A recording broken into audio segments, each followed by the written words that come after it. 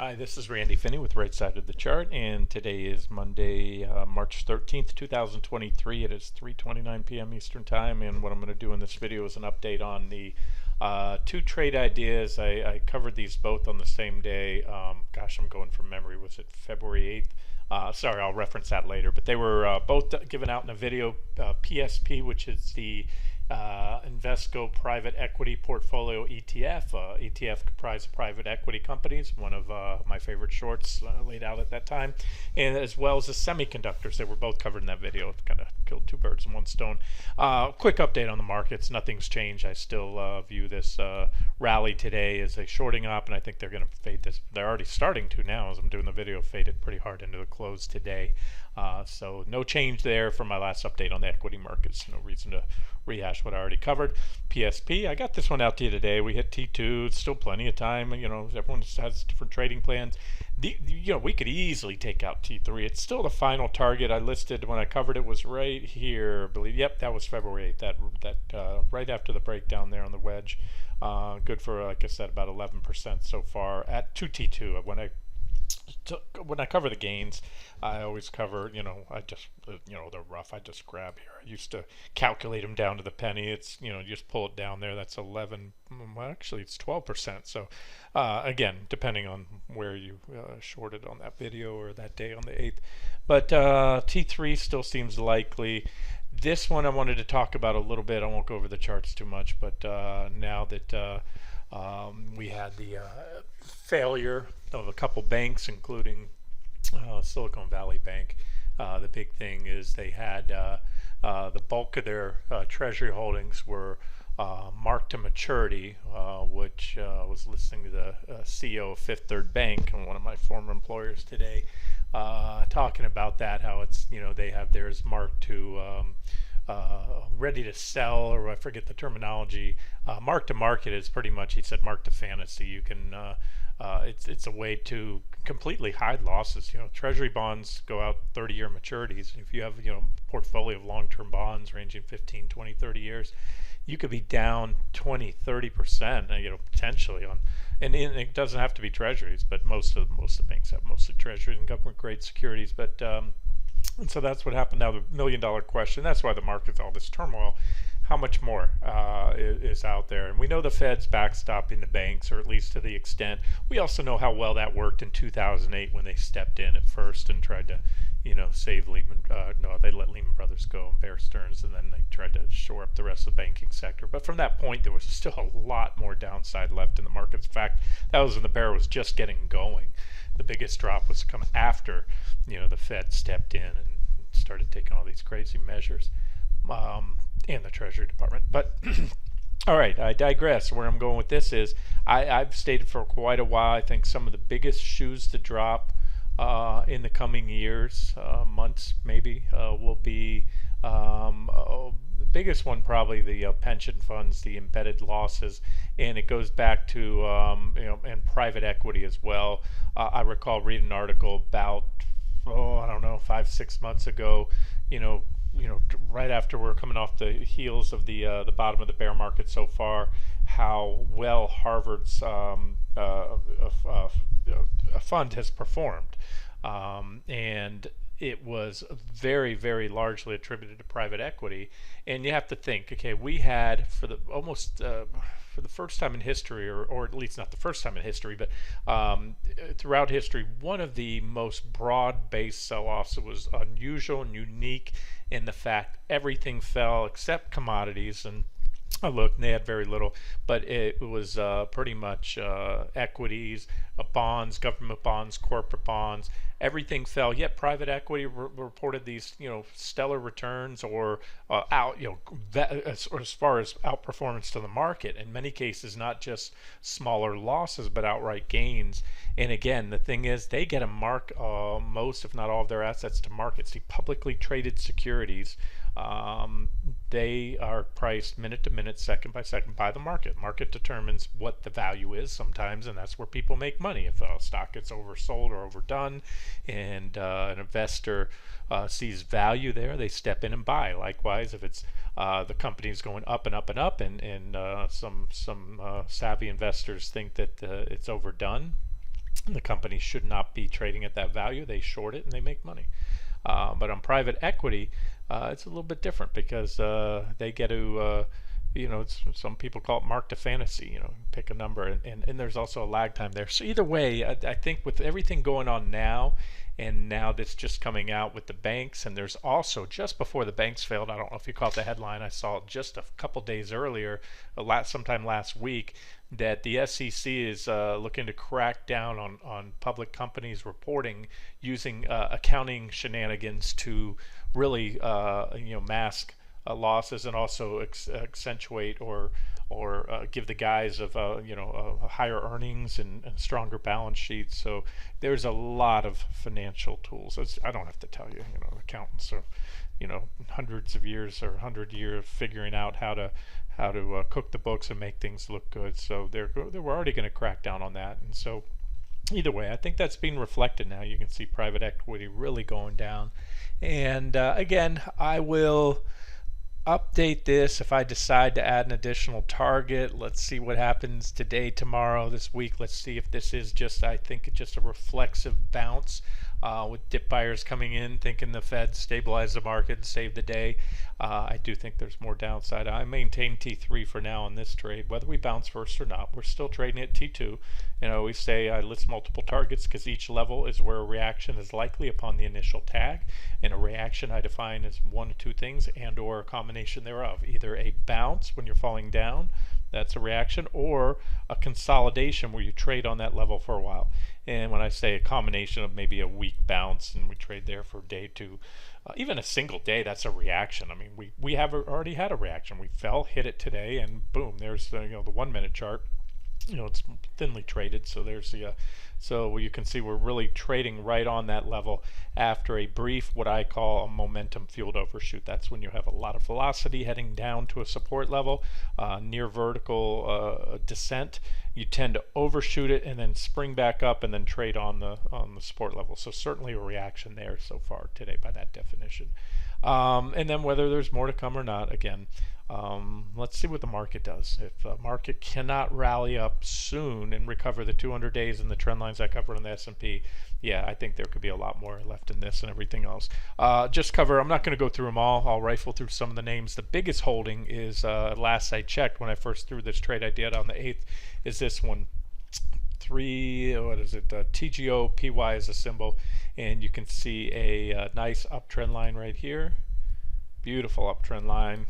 And then I imagine we had some divergence at the high that I didn't draw before or wasn't on this chart, but there it is right there.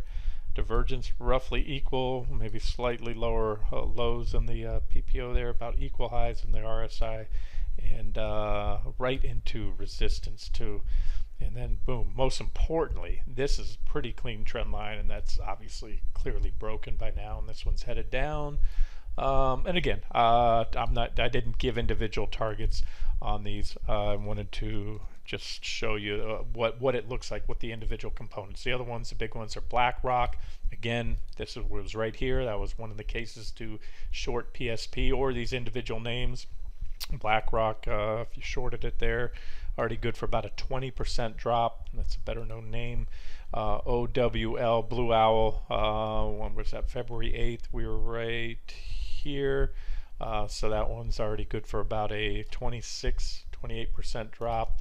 And you can see what's going on. KKR, right to trendline support, good for about a 18% drop. So again, it's about security selection.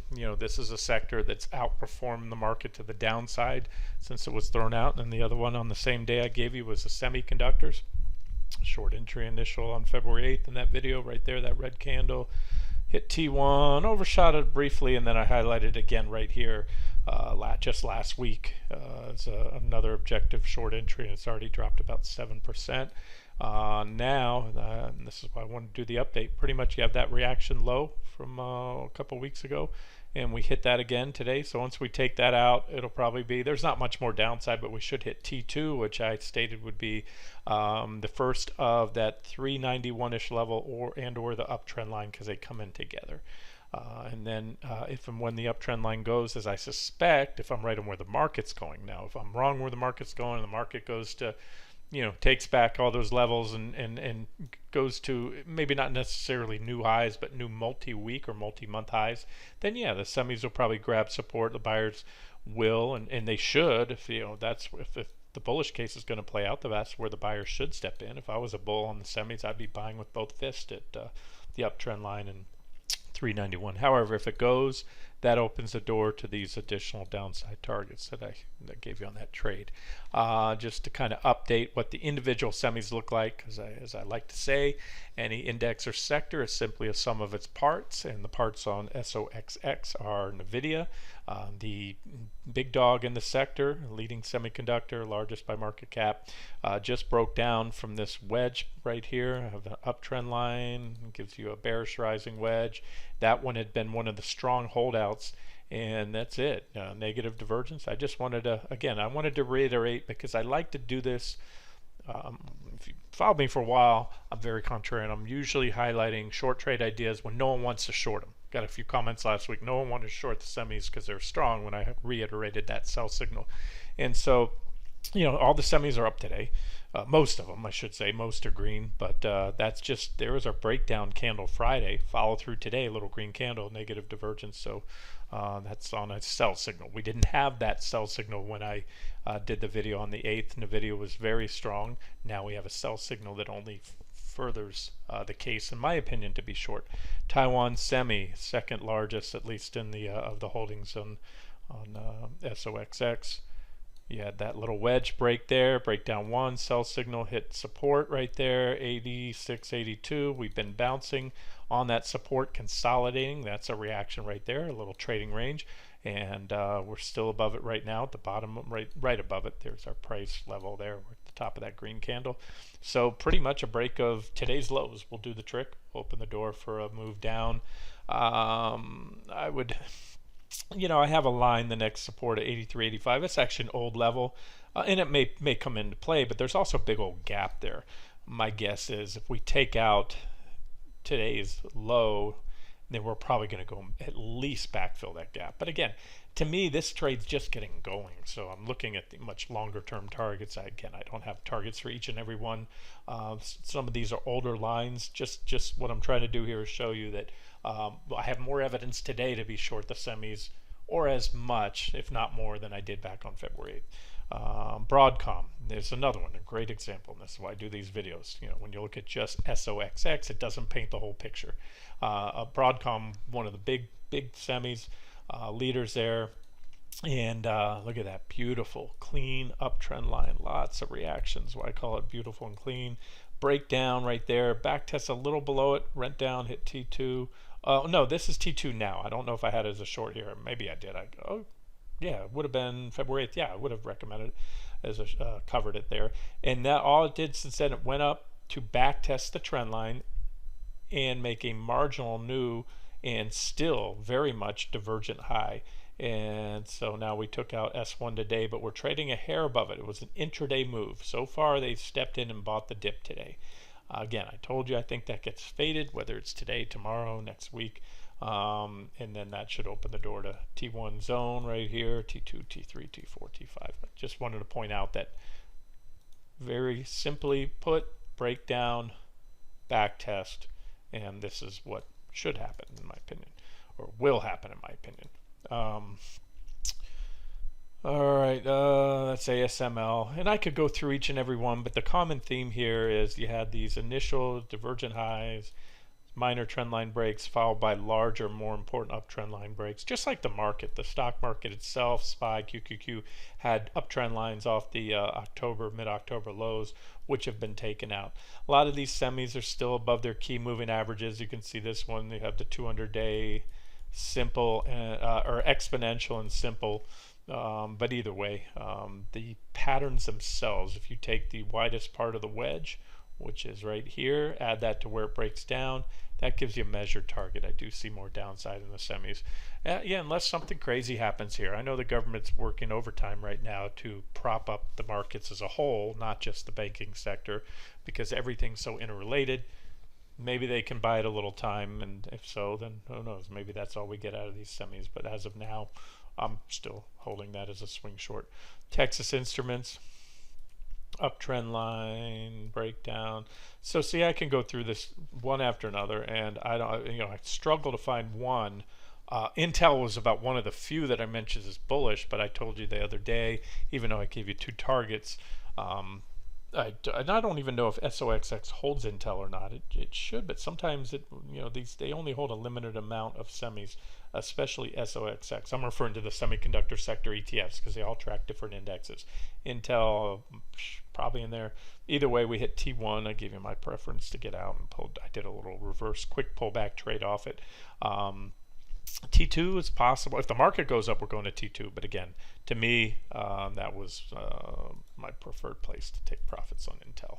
So that's it. I could, again, Intel was, like I just said, at the time the most bullish of the lot, or at least of the semis that I saw. But the rest have, for the most part, rolled over. And those that didn't immediately roll over from February 8th, such as Broadcom, for example, went on to make perfect, give you a nice additional sell signal, such as the back test and subsequent rejection off the trend line and even larger divergent highs. So yeah, I see quite a bit more downside. And if the semis, if I'm right on the semis, I would be shocked if the stock, if the market didn't go down, because the semis, as I said before, are pretty much canary in the coal mine for the tech sector, and that's why I added pretty significantly today and just before the video some more to my NQ shorts. I believe the market's kind of viewing this as, oh, this isn't tech's problem,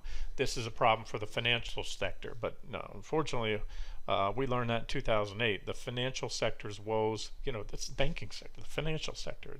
It goes into brokerages and insurance companies and everything, of course the banks, and their problems, the rest of the economy's problems. So that's that. Just wanted to update those two and tell you where I stand on those. And yeah, let's wrap it up here.